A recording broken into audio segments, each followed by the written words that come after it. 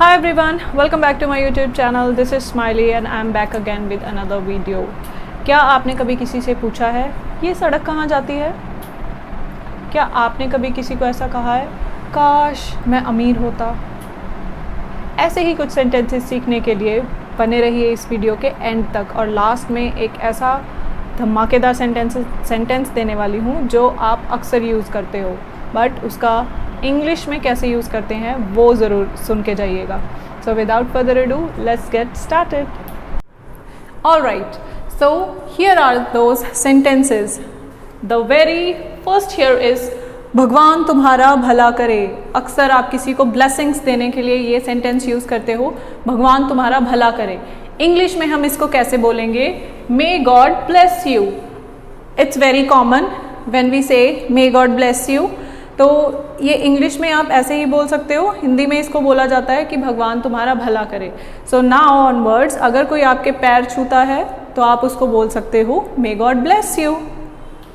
ये तो बड़ा कॉमनली आपने सुना था, लेकिन दिस वन, इसके बारे में क्या ख्याल है?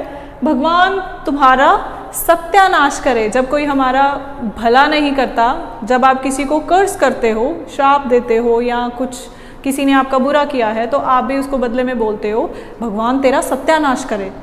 सो इन इंग्लिश वी से it may god damn you. May god damn you. So the spelling here is DAMN. DAMN. May god damn you.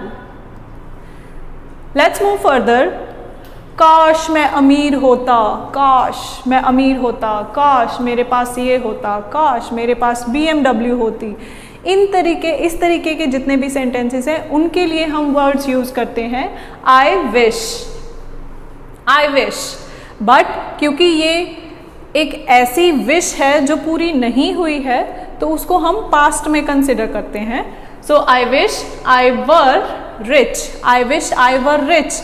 I wish I had a BMW. I wish I had a younger sister. Right? Next one.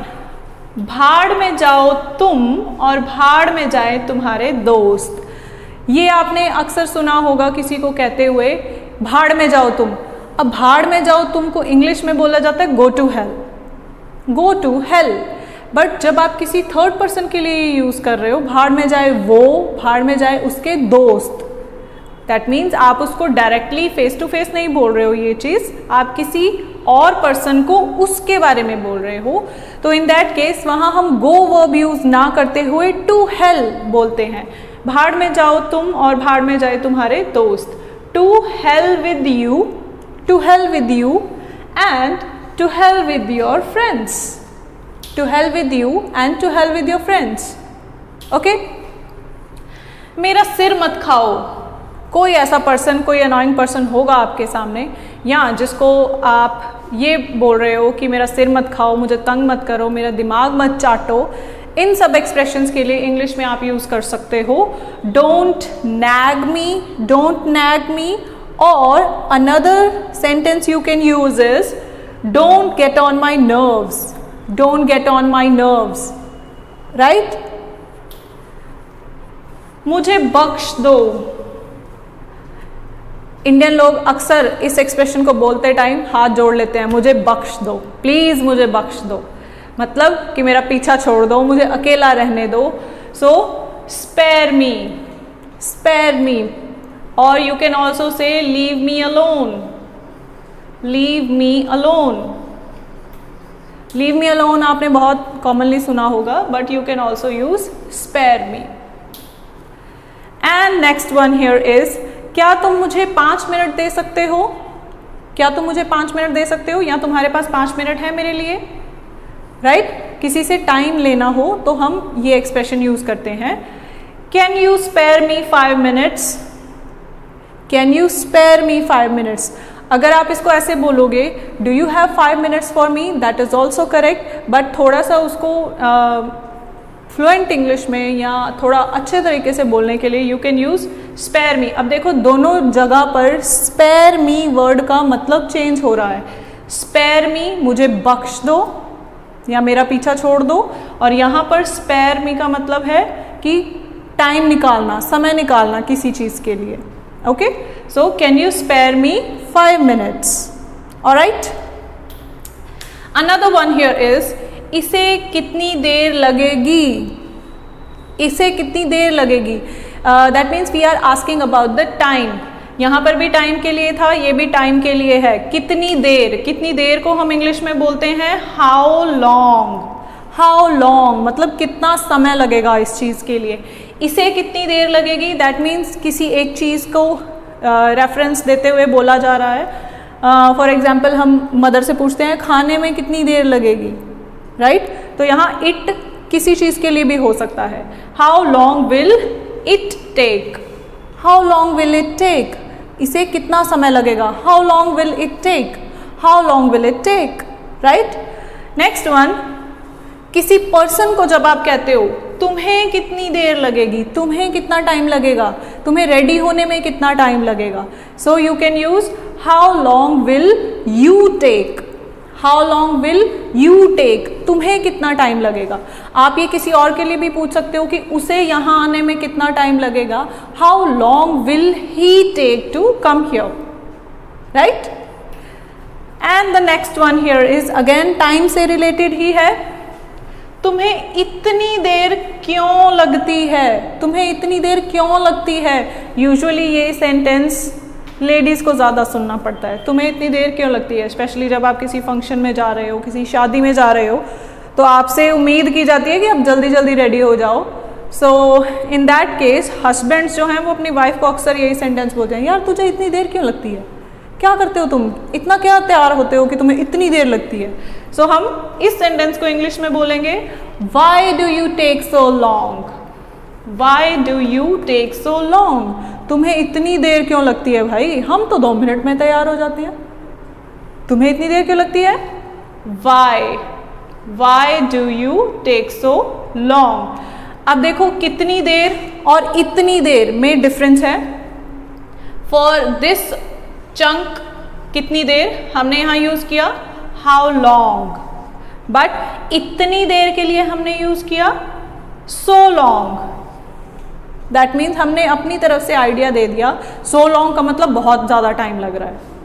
Okay, चलिए let's move further now. क्या तुम कभी शिमला गए हो.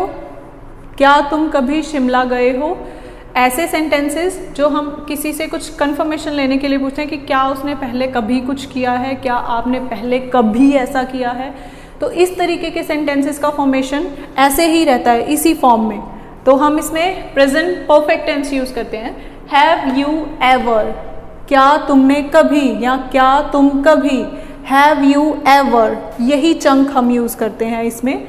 सो have you ever been to Shimla, क्या आप कभी शिमला गए हो. Have you ever been to Shimla. Have you ever मतलब क्या कभी आपने, have you ever done something, right? इसका आंसर मैं दे रही हूँ हाँ मैं शिमला 2 बार गया हूँ. हाँ मैं शिमला 2 बार गया हूँ मतलब आज से पहले वो 2 बार शिमला जा चुका है. सो यस, बिकॉज ये प्रेजेंट परफेक्ट था तो आंसर भी हमारा प्रेजेंट परफेक्ट में ही रहेगा. So yes, I have been to Shimla twice. Yes, I have been to Shimla twice. मैं 2 बार गया हूँ पहले. Okay? Next one. क्या यह सड़क शिमला जाती है. रोड के बारे में बात हो रही है, सड़क के बारे में बात हो रही है. सड़क कोई ऐसी चीज़ तो है नहीं जो अपना किराया भरेगी, बस में बैठेगी और चली जाएगी. Not possible. तो उसके लिए रोड जो है मतलब रोड जाती है का मतलब गो वर्ब हम यहाँ यूज़ नहीं कर सकते. ओके, तो रोड जो क्या करती है, रोड हमेशा लीड करती है हमें. So does this road lead to Shimla. Does this road lead verb use करेंगे हम यहाँ पर किसके लिए, सड़क के कहीं जाने के लिए.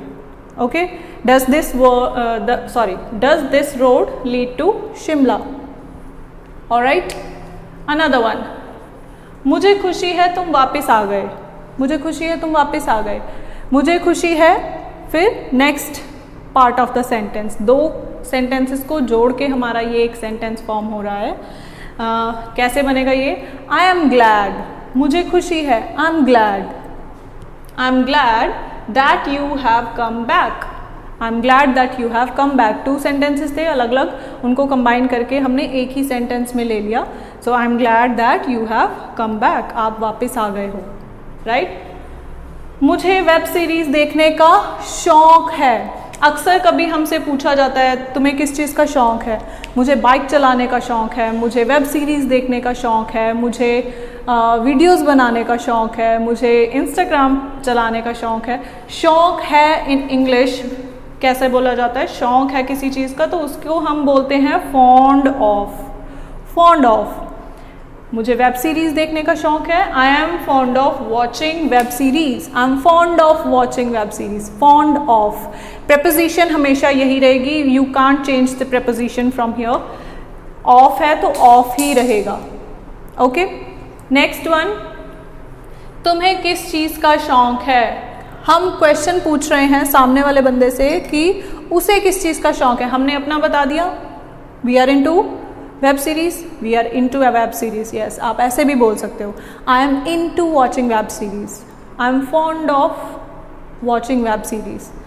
तो अब तुम्हें किस चीज़ का शौक़ है? What are you fond of? Fond of ये लास्ट में रहेगा, okay. What are you fond of? आपको किस चीज़ का शौक़ है? आपको क्या करने का शौक़ है? What are you fond of? मुझे चक्कर आ रहे हैं। चक्कर आ रहे हैं, मेरा सिर घूम रहा है। आपको हेड स्पिन फील हो रहा है तो I am feeling dizzy. Dizzy, I am feeling dizzy. मुझे चक्कर आ रहे हैं या मेरा सिर घूम रहा है या मेरा सिर चकरा रहा है। इन तीनों के लिए हम वर्ड यूज़ करेंगे the sentences I am feeling dizzy, I am feeling dizzy, okay. You can take a screenshot. आप इन सारे सेंटेंसेस का एक स्क्रीनशॉट ले सकते हो ताकि आप इनको बाद में भी चेक कर सको, देख सको, राइट। अनदर वन, मुझे सांपों से डर लगता है। ये भी एक अच्छा एक्सप्रेशन है। जिस तरीके से हमने अभी ये किया कि मुझे शौक़ है, वैसे ही डरता हूँ, या मैं अपने फादर से डरता हूँ, मुझे अपने बड़े भाई से डर लगता है, या फिर मुझे like snakes, they are very creepy, so I am also scared of snakes. मुझे सांपों से डर लगता है या मैं सांपों से डरता हूँ। इंग्लिश में बोलेंगे he is scared of snakes, I am scared of snakes, she is scared of snakes. So जहाँ पर जो पर्सन होगा, जो हमारे सेंटेंस का सब्जेक्ट होगा, उसके अकॉर्डिंग ही हम वर्ब यूज़ करेंगे। आई है तो एम यूज़ होगा, आई एम स्केर्ड ऑफ। यहाँ पर ही यूज़ किया है हमने, ही इज़ स्केर्ड ऑफ स्नेक्स। अगर हम किसी प्लूरल के बारे में बात कर रहे हैं, for example they are scared of snakes, okay. Accordingly we use is, am, are, right. और एक्सप्रेशन क्या था हमारा? डर लगता है, मुझे इस चीज़ से डर लगता है, तो दैट मीन्स स्कैर्ड ऑफ। और दूसरा ऑप्शन है अफ्रेड ऑफ, आप ये भी यूज़ कर सकते हो, I am afraid of, I am afraid of cockroaches. या तुम्हें किस चीज़ से डर लगता है? अगेन क्वेश्चन पूछ रहे हैं सामने वाले से कि मुझे तो सांपों से डर लगता है, तुम्हें किस चीज़ से डर लगता है? What are you scared of? What are you scared of? Again we use a question word. What are you scared of? What are you scared of? What are you afraid of? दोनों तरीके से आप बोल सकते हो। What are you scared of? What are you afraid of? Both are correct. Okay? आप मुझे comment down करके बताना कि what are you guys scared of? आपको किससे डर लगता है? Okay? Okay, now तुम्हारी घड़ी में कितना समय हुआ है, या तुम्हारी घड़ी में क्या टाइम है?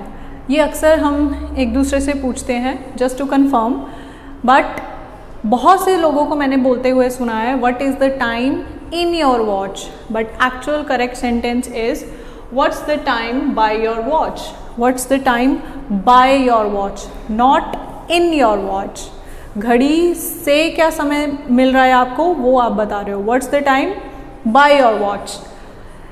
इसका मुझसे क्या लेना देना है, इसका मुझसे क्या लेना देना है, इसका मुझसे क्या कंसर्न है, या ये चीज़ मुझसे कैसे रिलेट करती है, तो उस कंडीशन में आप बोल सकते हो what does it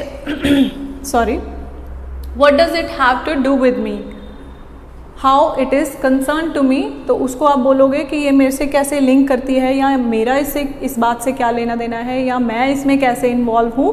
so what does it have to do with me, right. Next one, जो हो गया सो हो गया. हमारे पेरेंट्स अक्सर ये बोलते हैं कि चल पिछले एग्ज़ाम में कम नंबर आए, कोई बात नहीं, जो हो गया सो हो गया, आगे के बारे में सोचो, फ्यूचर के बारे में सोचो, राइट. तो उसको इंग्लिश में बोला जाता है let bygones be bygones. Make sure आप बोलो बायगॉन्स एस के साथ, bygones, let bygones be bygones. This is the correct way. Bygone नहीं होगा, बायगॉन्स. जो हो गया सो हो गया, right. Let bygones be bygones. तुम्हारी नए बॉस के साथ कैसी कट रही है. सपोज किसी ने न्यू जॉब ज्वाइन की, तो उनका जो बॉस है उसके बारे में आप पूछ रहे हो कि आपकी अपने नए बॉस के साथ तालमेल कैसी है. जो आपका नया बॉस है उसकी जो आपके साथ बॉन्डिंग है या आपका जो रिलेशनशिप है वो कैसा चल रहा है, कैसी कट रही है. सो यहाँ पर वर्ड है कट रही है, तो जो हमारी वर्ब CUT कट वो वाला है वो यहाँ पर हम यूज़ नहीं कर सकते. So here we can say how are you getting on with, how are you getting on with your new boss, how are you getting on with your new boss. अगर किसी की नई नई शादी हुई है तो आप उनसे भी पूछ सकते हो कि तुम्हारी अपने हस्बैंड के साथ या अपनी वाइफ के साथ कैसी कट रही है. How are you getting on with your wife, how are you getting on with your husband. Okay. तो हमें अक्सर क्या सुनने को मिलता है, कुछ भी पूछा जाता है इस तरीके से, कैसा चल रहा है, क्या हो रहा है. सो हम बोलते हैं अब तक तो सब ठीक है. मतलब ये एक पॉजिटिव साइन है कि अब तक तो सब ठीक चल रहा है. नई नई शादी हुई है, 2-3 महीने हुए हैं, हाँ अब तक तो सब ठीक चल रहा है. नई नई जॉब मिली है तो अब तक तो सब ठीक चल रहा है. अब तक तो सब ठीक है. सो फार सो गुड, सो फार सो गुड, अब तक सब ठीक है, राइट. सो फार सो गुड, आगे की बात में देखेंगे. सो अब तक सो फार सो गुड. अब इसी के कंसर्न में हमारा नेक्स्ट सेंटेंस है वो मुझसे बहुत खुश है. यहाँ पर वो वर्ड जो है वो किसके लिए यूज किया हमने, बॉस के लिए. बॉस मुझसे बहुत खुश है, that means your boss is happy. तो उसको हम बोलेंगे I am in his good books.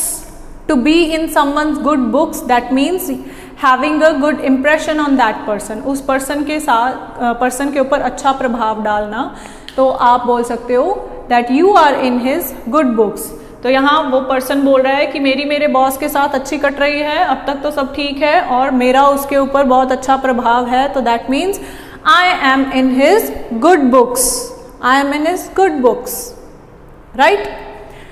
अब बारी आती है उस सेंटेंस की जो मैंने आपको बताया था कि एक ऐसा सेंटेंस बताऊंगी जो हम बहुत बार यूज़ करते हैं लेकिन इंग्लिश में कैसे यूज़ करते हैं, वो है ये, बात को रफा दफा करो. जो पंजाबी लोग होते हैं वो पता है क्या कहते हैं, मिट्टी पाओ, राइट. तो बात को रफा दफा करो, बात को दबा दो या फिर बात को यहीं ख़त्म करो.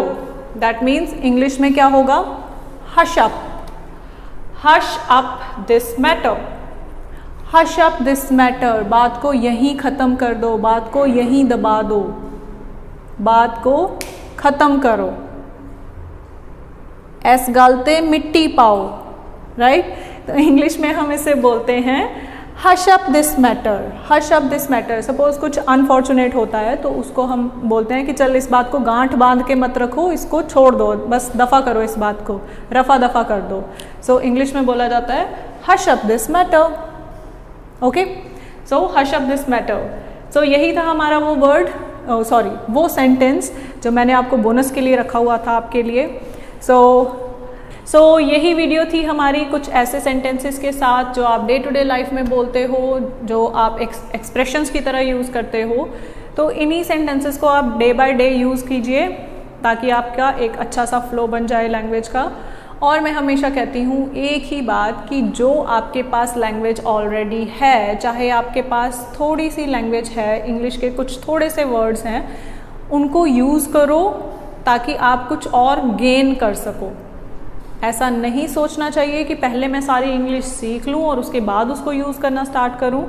तो ये किसी भी लैंग्वेज के साथ पॉसिबल नहीं है। अभी तक हमें हिंदी भी प्रॉपरली हमने नहीं सीखी होगी, तो इंग्लिश तो अभी हमने सीखना शुरू किया है।